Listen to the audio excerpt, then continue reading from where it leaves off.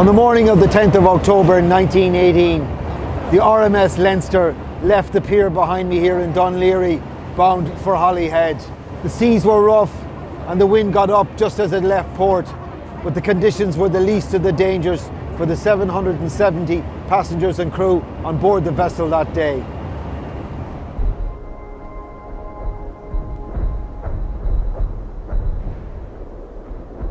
In October 1918, after 4 years and 2 months, the First World War was drawing to a bloody end.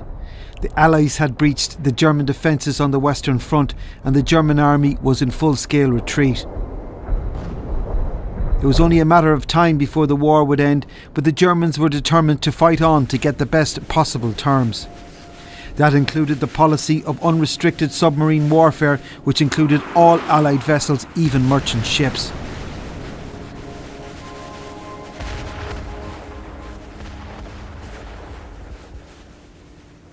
As the Leinster passed the Kishbank lighthouse, a German U-boat lying in wait fired 3 torpedoes at her.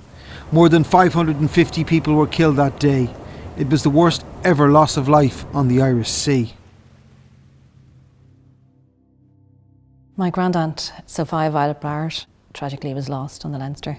So Violet joined St John's Ambulance Brigade about 1914. She was a voluntary aid detachment known VAD, looking after wounded soldiers. She was 34 years of age and she was engaged to be married, so this was her last trip, but tragically all that was cut short. Of all the various civilians on the ship, there's one particular family that stands out, and that was the Gould family from Limerick. The father had gone over to England to work and the entire family were moving over to join him. And of that family, the mother and the 5 children, there was only one of the children survived. More than 350 military personnel drowned on the RMS Leinster, and half of them are buried here. This is Grange Gorman Military Cemetery in Dublin. It's the largest British military cemetery in Ireland. And most of these men were either home on leave in Ireland or they were convalescing here. And the tragedy for them is that had they survived the sinking of the RMS Leinster, they most likely would have survived the war, because the war ended just a month after the sinking. This is the grave of Private Thomas Woodgate from Callan, County Kilkenny. He joined the RAF just a month before the sinking. And his gravestone here states that he was aged 18 when he died, but actually he was only 14. He lied about his age. And this makes him probably the youngest Irish battle fatality of the First World War.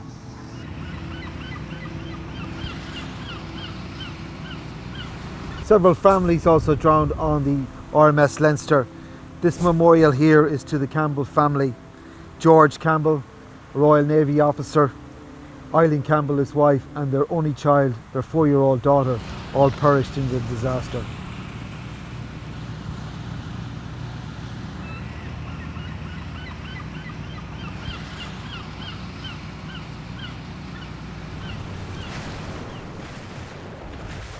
Before the sinking, the German government had sent out peace feelers to Woodrow Wilson, the American president, asking for peace terms.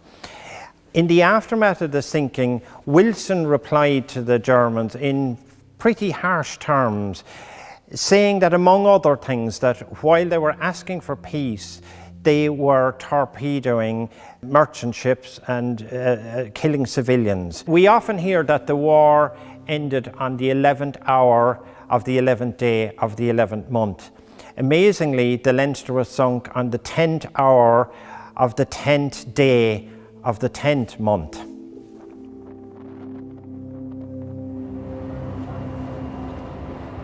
My grandfather was lost in the sinking. He worked for the GPO in Dublin and he was on the boat in the mailroom, and as history tells, the first torpedo missed, the second torpedo hit the mailroom, and I think of the 22 employees, there was only one survivor, so 21 of them were lost, and my grandfather was one of them. My grandfather was William Marr.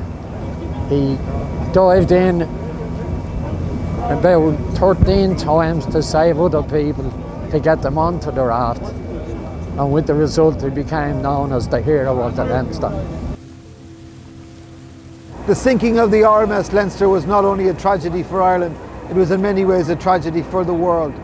4 days prior to the sinking, the German government had contacted US President Woodrow Wilson looking for peace terms. 4 days after the sinking, Woodrow Wilson responded by saying that he wouldn't engage with any country which had sunk merchant vessels. As a consequence of that, the First World War went on for another month and tens of thousands of people were killed.